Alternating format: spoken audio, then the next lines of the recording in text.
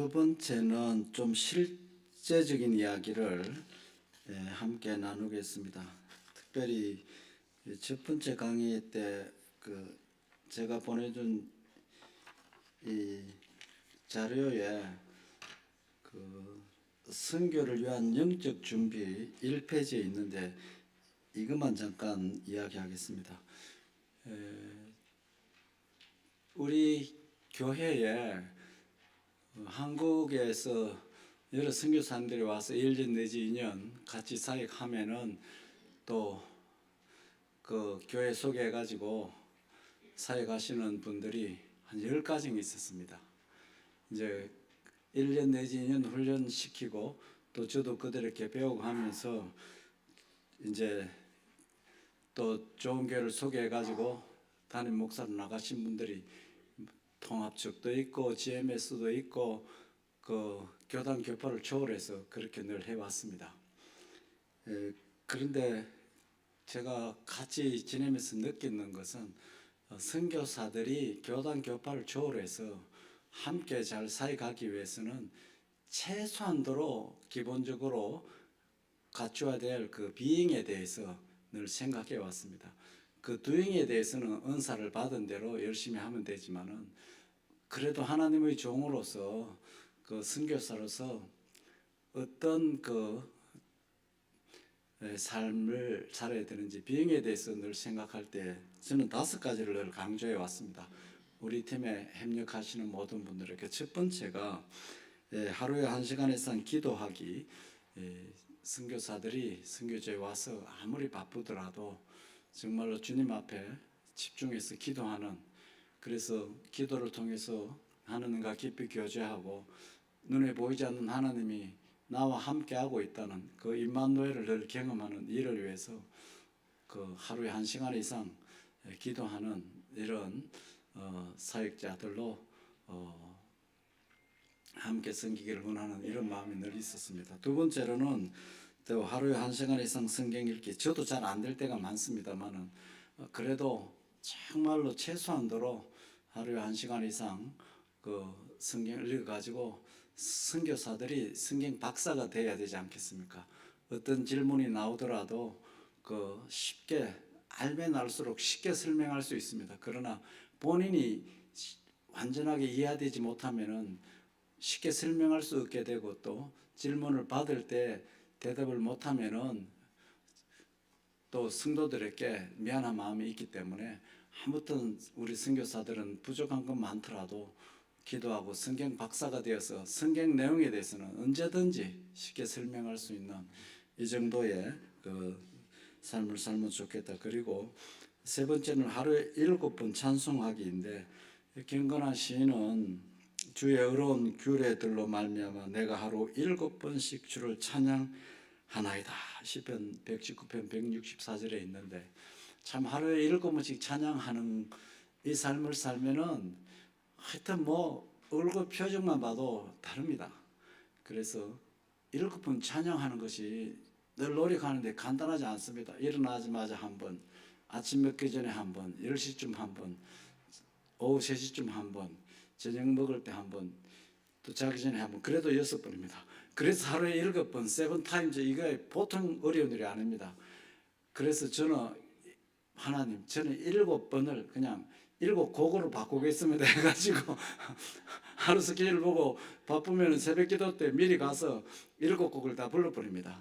근데 진짜 찬송 자체가 예배이고 찬송 자체가 기도이고 찬송 자체가 우리의 신앙 고백이고 기도가 어떨 때는 안 나올 때가 있어요. 그러면은 억지로 막 기도 내용 만들어가 기도하지 않고 찬송만 부릅니다. 찬송 자체가 기도 신앙 고백이 너무 많기 때문에 그렇습니다. 그래서 선교사들이 팀으로 사역할 때 최소한도로 이 공통점이 있어야 되지 않습니까? 그래서 하루에 7번 찬송하는 거하고 그 다음에 서로 사랑하기. 뭐 이것은 제가 제일 팀 사역할 때 강조하는데 우리가 다 부족하더라도 서로 섬겨주고 세워주고 사랑하는 그 일만 실패하지 않으면 된다. 그렇게 하면서 새 계명을 너희에게 주노니 너희가 서로 사랑하라. 내가 너희를 사랑한 것 같이 너희도 서로 사랑하라. 선교사들이 서로 사랑하면은 누가 제일 기뻐하는 줄 아십니까? 그 선교사 자녀들이 제일 기뻐합니다. 그리고 자녀들이 외롭지 않습니다. 같이 모일 때마다 자녀들은 자기들끼리 모여가 노는데 외롭지 않습니다. 선교사들 사이가 이것이 없으면은 만나는 것이 부담이 된다 그러면은 이상하게 자녀들에게도 그런 영향이 가게 돼 있어요. 그래서 어떤 일이 있더라도 선교사들끼리 서로 사랑하는 이 삶을 사는 것, 그리고 전도의 생활하인데 너는 말씀을 전파하라, 때를 얻든지 못 얻든지 항상 힘써라, 이렇게 하면서 그 선교사들이 복음 전하기서 왔기 때문에 어떻게 하든지 이 5가지 공통점을 가지게 되면은 교단 교파를 초월해서 하나 돼 가지고 이 복음 사역을 팀으로 잘할 수 있게 됩니다. 앞으로는 혼자 가가지고 홀 하나 빌려가지고 제로부터 개척해가지고는 진짜 자립이 어렵고 고생하고 영적 전쟁이 너무 치열하기 때문에 적어도 2가정, 3가정 이렇게 팀으로 이렇게 사역하게 되면은 그 나이 차이를 극복할 수 있고, 또 그렇게 할 때 서로 외롭지 않게 되고 또 훨씬 효과가 많기 때문에 팀으로 사역하기 위해서 모든 팀들이 은사는 각자 다르기 때문에 하나님 왜 사용하면 되지만 적어도 그 비행에 있어서는 우리가 어떤 삶을 살 것인가 여기에서는 이 5가지를 서로 잘하면은 교단 교파 신학을 초월해서 하나 돼 가지고 사역할 수 있겠다. 이것 때문에 여기 넣어 보았습니다. 이제 그 페이지를 이렇게 설명하겠습니다.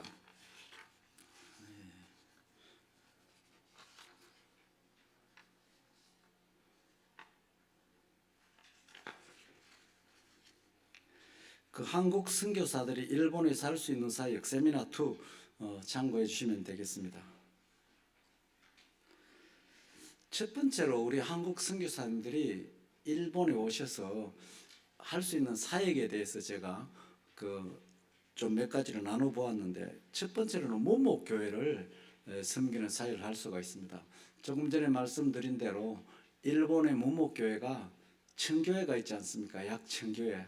1000교회가 있기 때문에 그 준비만 되면은 무목교회, 또 무목교회를 관리하고 있는 그 교단, 교회들이 이런 사역자가 오는 것을 굉장히 기뻐합니다. 무목교회는 경제력이 안 되기 때문에 그렇게 되기 때문에 선교사들이 최소한도로 생활비만 가져오게 되면은 예배당 있고 목사관이 있기 때문에 사역이 시작이 됩니다. 한국 선교사님들이 오시면은 일본말을 못해도 사역을 잘하는 사람들이 있어요. 가자마자 한국 교실을 오픈합니다. 한국 교실 언제부터 언제까지 합니다. 그러면은 전단지를 착 뿌리면은 어느 동네든지 일본 아주머니들이 신청을 합니다. 희한합니다. 일본에 텔레비 채널이 많은데 그 채널마다 한국 드라마를 합니다. 그래서 집에 있는 아주머니들은 이 채널 보고 딱 끝나면 또 다른 채널 가면 또 한국 다른 드라마를 하고 있어요. 하루에 몇 편씩을 볼 수 있도록 그렇게 딱 되어 있어요. 그런 분들은 드라마를 통해서 한국말을 배워요. 쓰는 거는 모르지만 회화까지 하는 분들이 굉장히 많아요. 문법으로 배우면 그분들이 말을 못하는데 드라마를 통해서 회화하는 것도 배우기 때문에 어린이들이 언어를 배우는 것처럼 그렇게 알고 있는 분들이 많아요. 한국어 교실을 엽니다. 그러면 또 사람들이 모여요. 그리고 한국 요리 교실을 합니다. 그러면 또 사람들이 모여요. 우리 한국 선교사님들은 이런 일을 통해서 일단 사람이 모여야 복음을 전하는데, 모이게 할 수 있는 이런 일을 일본 목사님들은 일본어 교실합니다. 일본어 요리 교실합니다. 이래가 사람이 오겠습니까? 그런데 한국 요리는 사람이 모이게 돼 있어요. 그래서 무목교회를 가더라도 교회가 있기 때문에 이런 일을 통해서 일단 사람을 오게 할 수 있고, 모인 사람들 잘 주소를 받고 연락처를 서로 받아가지고 제2회체 요리교실을 합니다. 아니면은 제2과 한국은 이런 공부를 합니다 하면서 미리 알려주면은 이분들은 한번 결단하면은 지각도 안 하고 잘 모입니다. 그래서 한국어 교실을 한 석 달, 넉 달 이렇게 하는 가운데에서 집에 초청해가 개인적으로 차도 마시고 교제를 하면서 우리는 언제 예수를 믿게 되었고 예수를 믿고 난 다음에 우리가 이런 삶이 바뀌었다고 이야기하면은 그분들이 잘 들어주세요. 그렇게 하면서 신뢰관계가 된 다음에 복음을 전하면은 마음을 열고 받아들여요. 신뢰관계가 없는데 바로 복음을 전하면은 이 사람 다른 종교를 가지고 있구나. 내가 그 일본 사람들은 지금 종교 노이로제가 걸려 있습니다. 그래서 참 선교하기 어려워요. 종교 노이로제 무슨 말인지 알겠죠? 옴 그 사건이 있습니다. 그 옴이라는 종교를 가지고 그 살인을 뿌리고 해가지고 많은 사람들이 그 죽게 되는 사건도 있었고, 이번에도 아베 수상도 그 통일교 믿는 일본 아주머니 아들이 통일교에 돈 다 갖다 바치고 자기들은 교육도 못하고 이렇게 고생하는데 그 정치 지도자들이 통일교와 너무 깊이 관계됐다 해가지고 수상을 죽이는 이런 사건이 나가지고 얼마나 그런 사건 뉴스 또 쇼 와이드 이런 데서 다룹니까? 그러니까 종교 노이로제 되기 때문에 특별히 한국 사람 그러면은 조심하라 이런 분위기입니다. 신뢰관계가 있으면 그래도 다 그것을 뛰어넘을 수가 있지요. 특별히 그 아까도 말씀드렸습니다만은 그 코로나 시기에 약 1000개의 교회가 문을 닫게 되었는데 대부분의 문을 닫은 교회가 무목교회입니다. 그래서 이 무목교회 문제를 해결하는 것이 일본 교회를 살리는 길이며 일본 선교의 중요한 전략 중에 하나입니다. 제가 고민했어요. 교회가 없는 지역에 제로부터 개척하는 것이 좋으냐, 아니면은 그 교회는 있는데 지금 성도들이 없어가지고 그 문을 닫은 그곳의 교회를 살리는 것이 좋은가?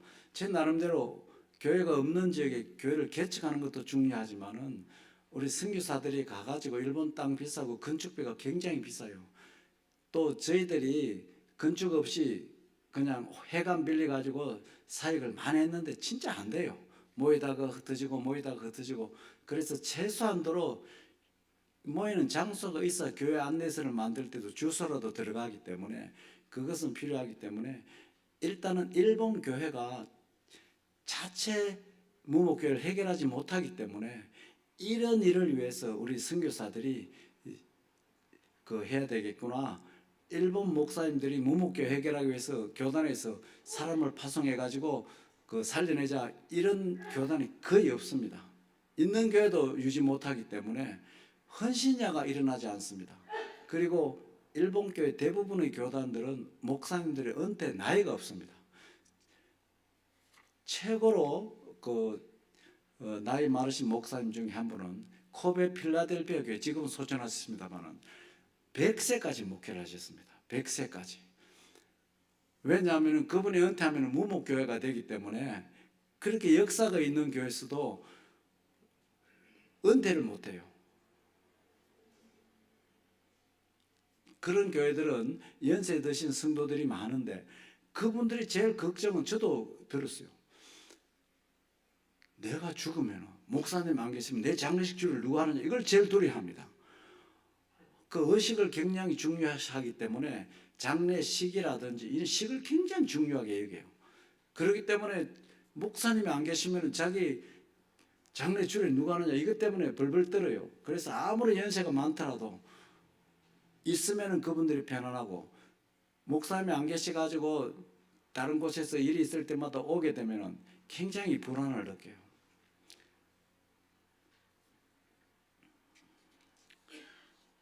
우리 선교사들이 무목교회를 섬길 수 있는 일이 큰 사역 중에 하나입니다. 그 다음에 두 번째로는 또 일본 교회와 협력하는 사역들이 있습니다. 그 일본 교회와 그 협력을 할 때도 선교사들을 원하는 교회가 있습니다. 뭐 어떤 교회는 주일학교 교사를 보내주십시오. 어떤 교회는 피아니스트를 보내주십시오. 어떤 교회는 스포츠 교사를 보내주십시오. 뭐 여러 가지 요청하는 게 있는데, 또 그 당회장이 있지만은 자기가 못 오는 교회, 일본 교회와 그 목사님과 협력하면서 어떤 면에서는 지도를 받으면서 이 교회에 와서 해주십시오. 그런 교회는 그래도 건물도 있고 교인들도 있는 교회들입니다. 그래서 그런 교회에 협력할 수 있는 길이 또 있습니다. 그 다음에 또 한국 선교사들과 동력하는 사역이 있습니다. 일본에는 우리 한국 선교사들이 지금 정확하게 지금 통계를 잘 모르겠습니다만은 우리 북해도에만 20유닛이 있습니다. 북해도에. 그리고 동경, 오사카 쪽은 훨씬 많기 때문에 아마 잘은 모르겠습니다만은 그 한 500유닛 정도는 한국 선교사들이 일본에 있습니다. 근데 한국 선교사님들도 그 혼자 부부만 사역하는 것보다도 좋은 마음 만든 분들과 팀 사역을 하기를 원하고 계세요. 왜냐하면은 혼자 개척에 혼자 사역하는 선교사님들의 가장 큰 고민은 안식년도 가질 수가 없어요. 그리고 급하게 어디 나가려고 할 때 강단을 맡아줄 자기가 개척해 가지고 혼자 사역하는 분들은 그런 분들이 없기 때문에 선교사들과 협력하게 될 때에 그런 면에서 굉장히 이제 좀 여유를 가지게 되죠. 그러면서 우리 한국 선교사님과 이렇게 동력할 수 있는 이런 길도 있습니다. 이렇게 되면은 서로 그 일본 목사님보다 긴장감은 없어요. 일본 목사님과 동력하게 되면은 일본 목사님들은 딱 매뉴얼대로 합니다. 그러니까 우리말로 하면은 좀 융통성이 좀 적다 할까요? 딱 그 9시에 회의합니다. 그러면은 9시에 딱 모이고 10시에 끝납니다. 그러면 어떤 일이 있더라도 다 끝나고 그 딱 정한 대로 합니다. 근데 우리는 그런 생활이 익숙하지 않아 가지고 굉장히 힘들어요. 그런 것들이. 좀 피곤하면은 차라도 한잔 나갔다 와서 새로 합시다. 이렇게 우리는 그런 스타일인데 그분들은 그런 게 없어요. 그리고 같이 팀 사역을 하더라도 일본 목사님들은 자 우리 집에 가서 식사합시다. 오늘 차 한잔 합시다. 그런 게 없어요. 일본인들끼리도 그런 것을 거의 안 합니다. 근데 한국 선교사고 팀 사회 가면은 야 오늘 피곤한데 같이 온천이라도 갔다 오자 하면서 이런 스릴 있는 이야기가 많은데 일본 목사님들하고 사역하면은 딱 사역 때만 만나고 헤어지고 만나고 헤어지고 이러기 때문에 참 힘들 때가 많아요. 제가 그 아까도 말씀드렸습니다만은 개척 시작하기 전에 그 신학교 다닐 때 그 우리 그 학장님께서 그 마리암 학장님께서 우리가 가야 될 교회를 소개를 해주셨어요. 그래서 스기나미 장로교회라고 우리는 아다지구인데 스기나미 구에 있는 장로교단 중에서 제일 큰 교회가 있어요. 그 오바다 스스무 목사님이라고 신학교에서 가르치기도 하고 오바다 전집이 나올 정도로 참 훌륭하신 목사님인데 할아버지 목사님인데 신학교 학장님이 우리가 일본에 도착했을 때 그 교회 추천해가지고 그 교회를 다녔어요. 저는 선교사 신분으로 왔지만은 학생이기 때문에 신학교에서 소개해주는 교회를 다녔어요. 그래서 그 교회 갔는데 처음에 이제 딱 가니까 처음 온 사람들은 그 보통 식사 카레를 하는데 처음 온 사람들은 공짜예요. 그런데 두 번째 올 때부터는 다 500엔씩 내고 그걸 먹어요.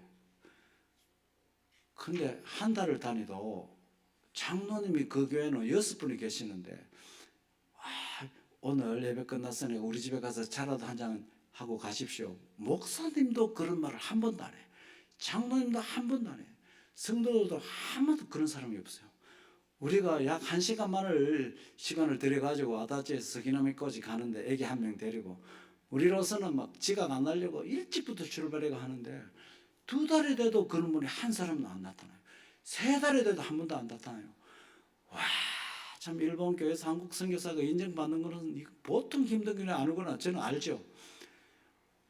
4달이 됐는데 주보에 재림이 딱 한 번 나왔어요. 다음 주 헌금 봉사 당번 딱 이래가지고 재림이 처음으로 올라왔어요. 얼마나 기분이 좋았는지 막 그날은 더 빨리 가가지고 그래서 헌금 이거 가지고 이제 그 교회는 한 120명이 모이는 일본 교회 중에서 큰 교회입니다. 그래서 헌금 딱 한번 그들은 봉사를 하고 나니까 이것이 일본인 나의 교육으로 이제 그때부터 정이 들기 시작하는데 헌금 한번 그 일을 위해서 넉 달 동안 충성스럽게 다녔습니다. 그런데도 그때 전에 일본 문화를 몰라가지고 한국 같으면은 그래도 선교사가 목사가 왔으면은 물론 신학생 신분은 있지만은 꼭 누군가가 우리 집에 가서 차 한잔하고 가십시오 이런 사람이 생기는데 넉 달 동안 그런 분이 한 번도 없어가지고 야 이렇게 사람을 인정 안 해주는구나. 처음에는 잘 몰랐어요. 그런 생각이 늘었지 말은 안 했습니다. 헌금 봉사를 하고 나니까 그런 부담이 없어지고 교회 정이 들기 시작했어요.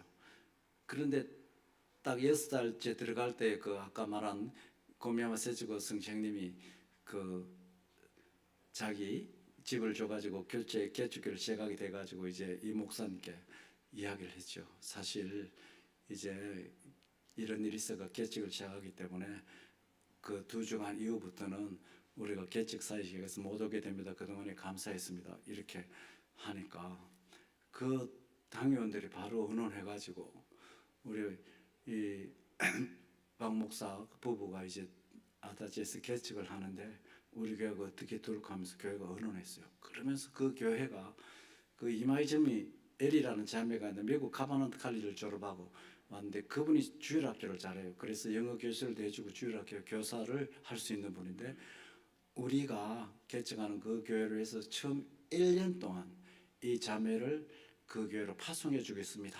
그렇게 해요. 그때 저는 굉장히 놀랐어요. 저는 막 사랑한다는 것은 서로 막 차 마시고 집에 초청하고 그런 것만 생각했는데 나중에 알고 보니까 일본 성도들끼리 자기들끼리도 집에 사람을 초청해가 마시고 하는 그런 문화가 거의 없어요. 그래서 내가 차별받은 것이 아니고 자기들도 그러는구나. 안 다음에는 그 문제가 해결이 됐어요. 1년 동안 교사를 보내주는 이것은 교회가 얼마나 큰 희생입니까? 그 에리 자매가 와가지고 주일학교 그리고 영어 교실을 어린이들이 하면서 시작 때부터 주일학교를 바로 할 수가 있게 됐어요. 그렇게 해가지고 사랑을 표현하는 방법만 다르지 그렇게 해주면서 그분들이 우리를 그 가볍게 본 것이 아니고 뒤에서 기도해주고 우리에게 가장 필요할 때 사람을 보내주는 일을 통해서 사랑을 나타냈어요. 그래서 1년 딱 지나니까 그 자매는 다시 스기나미 본교로 돌아가는데 앞으로 1년 더 보내겠습니다 하면서 그 새끼야 마키코 자매를 보내주셨어요. 이 새끼야 마키코 자매는 우리나라로 치면 어린이 전도협회 거기에 모든 교환을 그 만드는 주일학교 프로 중에 프로인데 자기 교회 가장 필요한 인재를 또 2년째 또 보내가 1년 동안 이렇게 잘 봉사하도록 했어요. 얼마나 감사한지 몰라요. 그 에리 자매는 지금 장로교단의 목사 사모가 돼가지고 나고야 쪽에서 목회하고 에리야 새끼야 맡기고 자매는 남편이 변호사인데 그대로 스기나미 교회에서 지금도 잘 봉사하고 있어요. 그래서 참 좋은 교사들을 보내면서 이렇게 우리도 당신들을 위해서 기도하고 사랑하고 있습니다. 이렇게 표현해 주셨어요. 그래서 지금도 그 스기나미 장로교회는 저희 마음속에는 그 일본에서 있는 제 모교와 마찬가지로 그런 느낌이 있습니다. 표현이 다른데 그렇게 해요. 우리는 막 바로 먹고 놀고 이런 거 생각하는데 그게 일본 문화라는 것을 이제 알았어요. 일본 목사님들과 협력할 때 장단점이 무엇인가, 또 한국 선교사들과 협력할 때 장단점이 무엇인가 여러분들이 당연히 짐작하실 줄 압니다. 세 번째로는 바로 일본 교회에서 개척교회 사역을 시작하는 겁니다. 이제 이 사역의 어려움은 그 지역을 정하는 것과 그리고 개척 사역하려고 하면은 자기 집도 준비돼야 되고 그 사람이 모일 예배당도 준비해야 되기 때문에 처음 오시는 선교사들이 하기는 가장 힘든 사역 중에 하나입니다. 그렇지만은 또 교회가 없는 지역에 누군가가 교회를 개척해야 복음이 들어가기 때문에 누군가가 해야 되는 사역 중에 하나이기 때문에 이 사역도 넣었습니다. 조금 전에 이야기했습니다마는 홋카이도에 옛날에 시다니에 교회가 있었지만은 사라진 이 시가 세 곳 있다고 말씀드렸어요.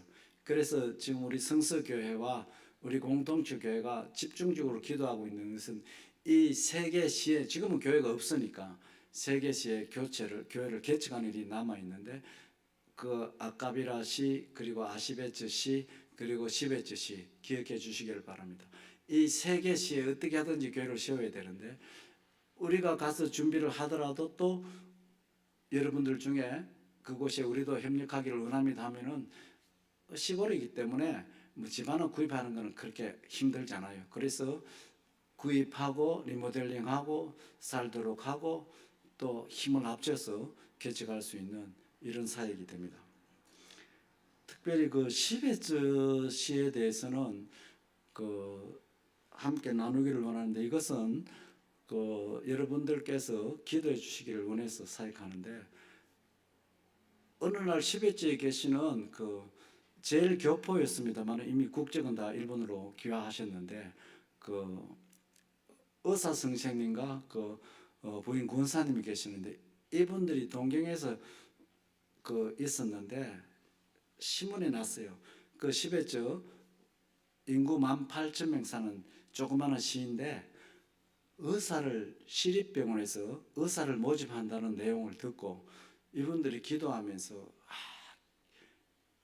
그 시골에 그 영혼들을 그 전도하기 위해서 우리가 갑시다 해가지고 20년 전에 이분들이 12조로 와서 그곳에서 시립병원에서 그 5년 계약 기간이기 때문에 5년은 그 병원만 충성스럽게 사역하고 그 계약 기간이 끝난 다음에 거기는 파트로 가고 자기들이 클리닉을 하나 세웠어요. 그래서 그 의료 행사를 하게 되었고 그리고 노인들이 많기 때문에 유료 양로원을 만들어가지고 34분이 그 유료 양로에서 이렇게 생활하고 있습니다.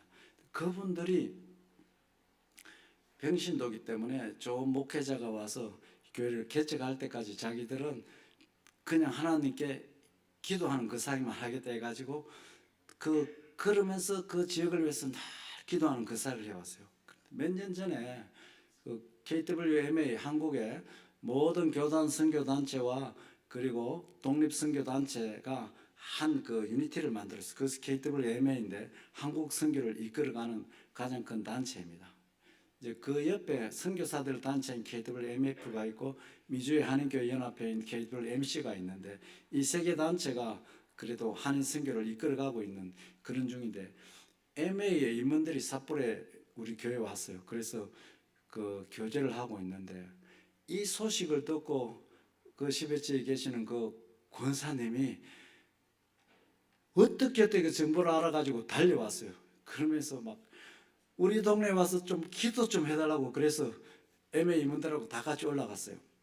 올라갔는데 정말로 우리가 간절하게 그 기도하고 이제 그때부터 교제돼 가지고 제가 시간 날 때마다 가서 기도하고 있는데 그게 18,000명이 살고 그 읍단이 한 5,000명 사는 동네가 한 4곳이 또 있습니다.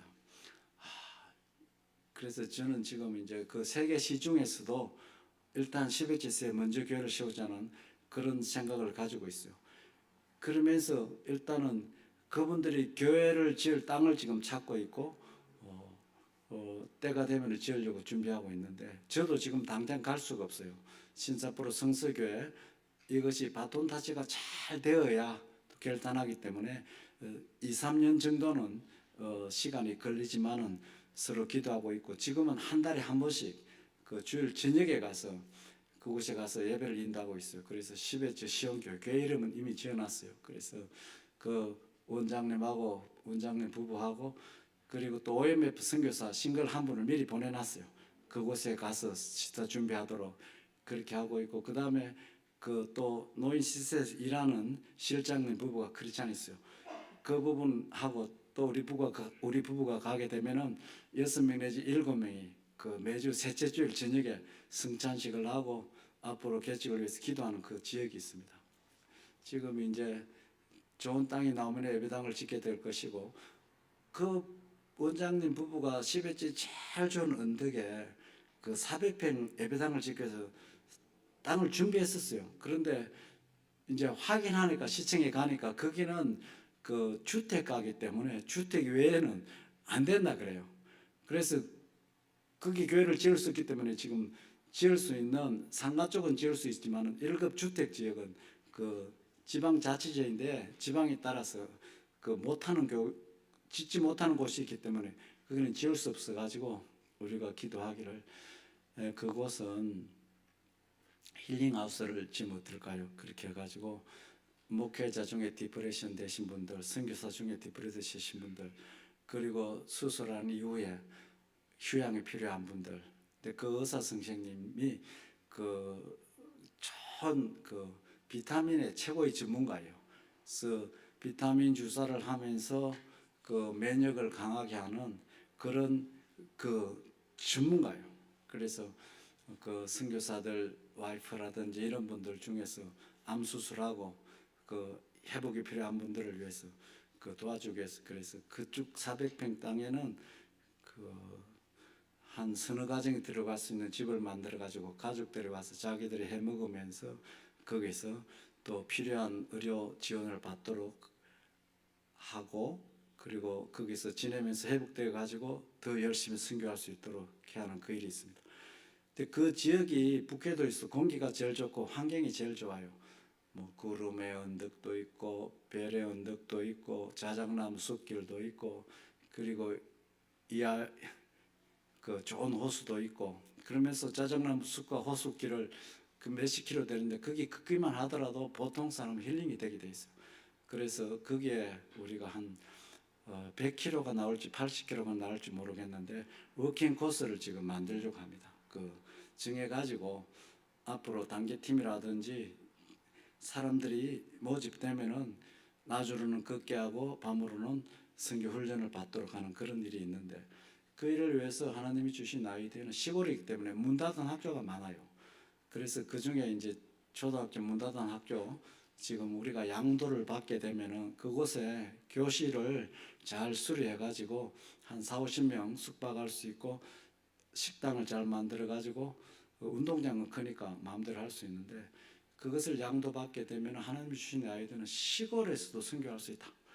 어떤 선교를 하느냐면은 그 아시아권에 있는 그 청년들을 우리가 초청하는 거예요. 100km 걷는 코스가 있고 이런 마음으로 걷고 A 코스는 성경 묵상하고 B 코스는 어떤 제목으로 기도하고 또 누가 그 이야기 하니까 아이디어를 줬어요. 한 코스를 맨발로 걷는 코스를 만들어라. 그렇게 하면 뭐 어지간한 병은 다 낫는다 그래요. 뭐 무좀이 있거나 뭐 그 알레르기 있는 사람들 이상하게 많이 낫는데요. 그게 한국에 요즘 뜨고 있는데 초등학생들도 요즘 맨발로 걷기 운동이 지금 일어나고 있어요. 그래서 그런 코스도 만들고 뭐 자작나무 숲길만 걸어도 힐링이 안 되겠습니까?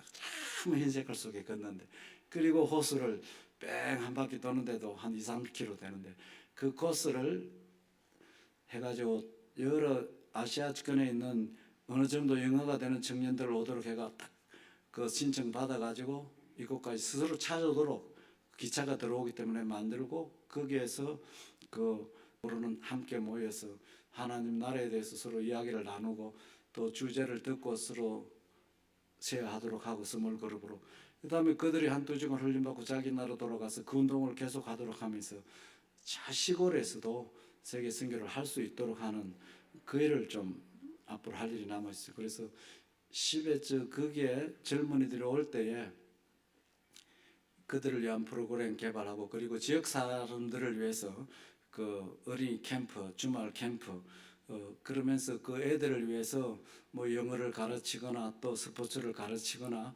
노래를 가르치거나 아니면은 지역에 뭐 엄마 합창단을 만들거나 이렇게 하고 또 시골이기 때문에 엔지니어 이런 사람들이 오면은 혼자 사는 분이 많아요.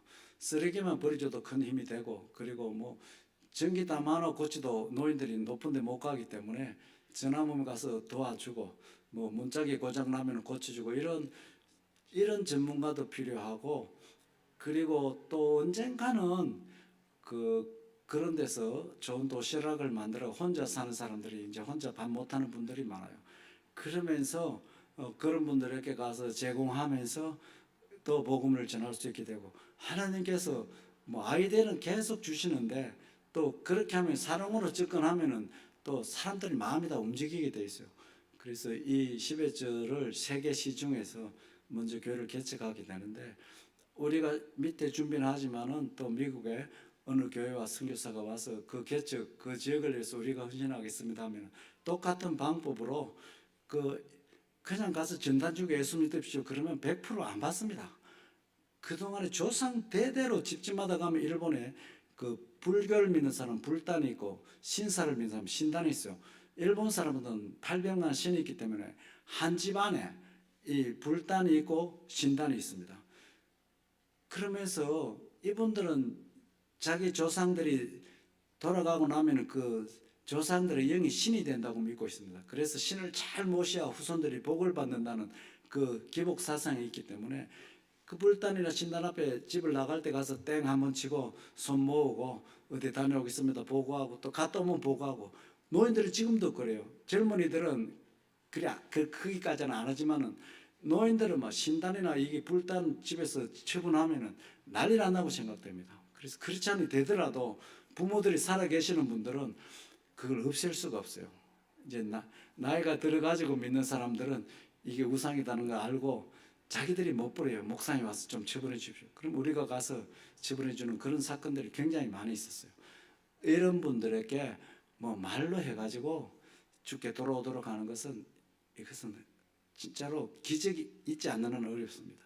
그래서 여러 가지 방법을 통해서 사랑으로 접근하고 그들의 마음을 열도록 하고 그들에게 이 교회가 있어가지고 우리가 참 행복하다 이런 분위기를 만들고 그 다음에 천천히 살아계신 하나님을 가르치면 이 하나님을 믿고 살겠다 이제 이렇게 해가 세례교회이 생기게 되는 거예요. 그래서 그런 분들이 10명 20명 모이면 자립교회가 되는데 지금 교회가 없는 지역에 가서 이렇게 협력해가지고 거기서 이제 전단지만 뿌리더라도 선교 사역 되기 때문에 할 일은 많이 있습니다. 그래서 직접 교회를 개척하는 이런 일이 있을 수가 있습니다. 그래서 마지막으로 무목교회 또 일본 선교를 구체적인 준비가 굉장히 중요한데 관심이 있으신 분들은 먼저 일본어를 준비하면서 그 일본 무목교회를 방문하는 것이 굉장히 좋습니다.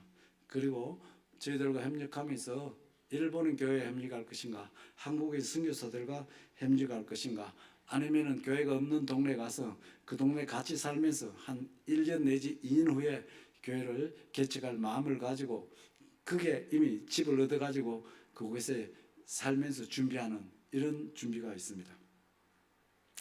무목교회는 교회당과 사택이 있는 곳이 많기 때문에 생활비만 있으면 생활할 수 있어요. 그래서 생활비는 2인 가족이면은 월세 내는 거 없고 또 그 전기세 내는 거 교회에서 거의 다 부담하기 때문에 미국 돈으로 $1,000 하면은 먹고 사는 것은 거의 돈 안 들어요.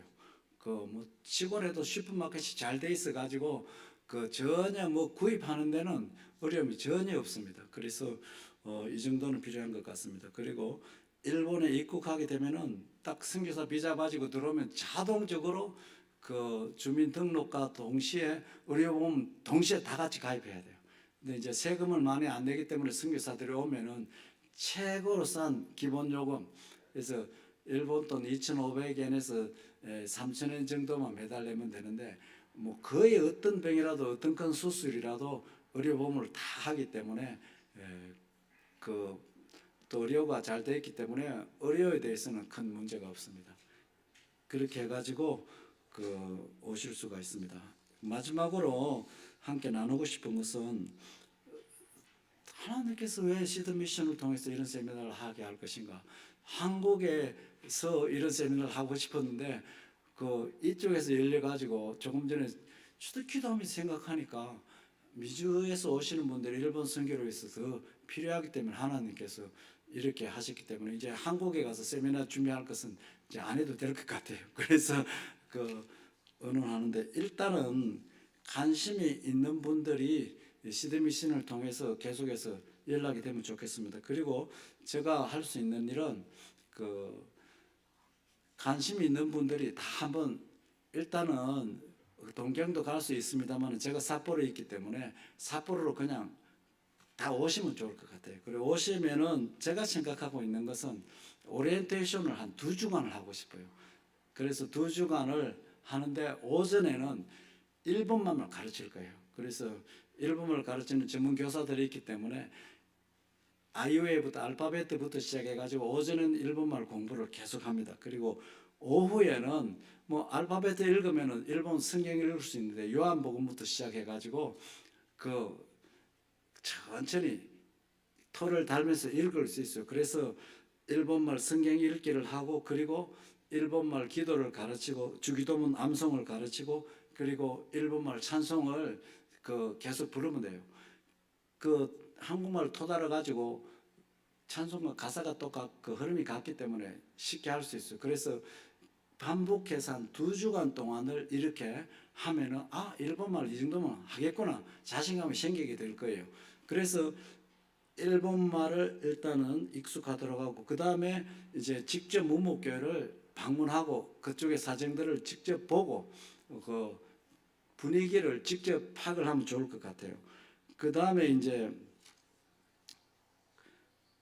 그 일본 교회를 방문하면서는 또 자기 간증도 할 수가 있고,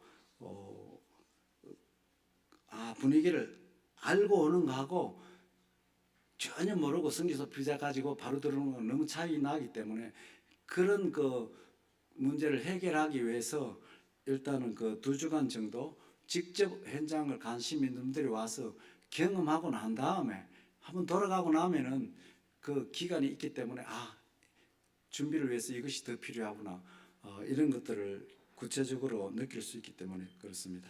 그래서 이제 구체적으로 준비된 분들은 또 받아들이는 교회도 구체적으로 준비되면은 제쪽에서 비자 수속을 이렇게 하도록 하는데, 일본은 감사한 것은 종교의 자유가 있어가지고 뭐 어디든지 노방 진도를 하더라도 일본은 잡아가고 그런 일은 전혀 없어요. 자유입니다. 그리고 감사한 것은 일본처럼 또 비자를 잘 주는 나라가 없어요. 종교 비자를 잘 주는 나라가 없어요. 옛날에 약 40년 전에는 비자 신청하면 1년짜리 주세요. 선교사들도. 그런데 몇 년 전부터는 5년짜리 비자를 줘요. 많이 바뀌었어요. 5년짜리 한 번 비자 들어올 때 5년 받으면 5년 후에 한 번 또 연기하면 10년이 되는데, 10년 되면 지금 영주권 신청하면 바로 그린카드가 바로 나오는데 참 많이 바뀌었어요. 그래서 그 비자 신청을 위해서는 오시는 분들이 준비할 것은 일단 파스포트 사본입니다. 그리고 증명사진 하나. 그리고 또 중요한 것은 반드시 파송증이 있어야 돼요. 어느 단체에서 여의 선교사는 일본어로 우리가 파송합니다. 파송 기간. 딱 이렇게 해가지고 그 법인체가 있는 그 객관적으로 증명할 수 있는 그런 파송 단체가 있어야 되고, 그 다음에 이제 반드시 필요한 것은 재정 보증서입니다. 그 일본 법무성이 뭐 조사고 그런 건 없습니다만은 법무성이 응하는 서류 중에 하나가 그거예요. 그래서 우리가 이 선교사를 해서 매달 그 1,000불씩을 돕겠습니다. 아니면 2,000불씩 돕겠습니다 하는 그 재정 보증서가 일단 비자를 받기 위해서 반드시 들어와야 됩니다. 그리고 그 파송하는 단체가 어떤 단체인지 하는 간단한 단체에서 나오는 인쇄물들, 뉴스레터들, 이 단체가 건전하다는 거, 건전하게 사회에서 인정받고 있다는 이런 것들이 법인체 이런 것들이 다 증명해줘요. 그래서 그렇게 많은 준비가 필요 없어. 그리고 자기 이력서 그 정도 준비해 가지고 보내면은 그 서류하고 초청하는 법인체가 있는 우리 단체에서 그 우리는 의의 선교사를 우리 교회 선교사로 초청합니다 해가지고 약국인가에서 그 당에서 했다는 그거 해가지고 도장 딱 찍고, 그 다음에 그 교회 뭐 법인 그 규약이라든지 몇 가지 요구하는 게 있어. 그것은 일본에서 준비하기 때문에 어려운 것은 하나도 없어요. 옛날에는 어느 교회든지 초청할 수 있습니다만 요즘은 그 일본 법문성에서 초청하는 단체 종교 법인 그 남바 기록하는 데가 있어요. 그래서 법인체가 없는 교회가 사람 초청하는 거는 좀 힘들게 돼 있어요. 그래서 지금 법인체 같은 경우는 저희 교회가 다 법인체로 되어 있기 때문에 그런 것은 큰 어려움이 없고, 또 어지간한 교회들은 교단과 독립교회들도 일본은 법인체를 가지고 있는 곳이 많기 때문에 그 연결만 된다면은 비자 받는 어려움은 전혀 없습니다. 그래서 지금 제가 이것까지 지금 이야기하고 오늘은 여기서 마치도록 하겠습니다.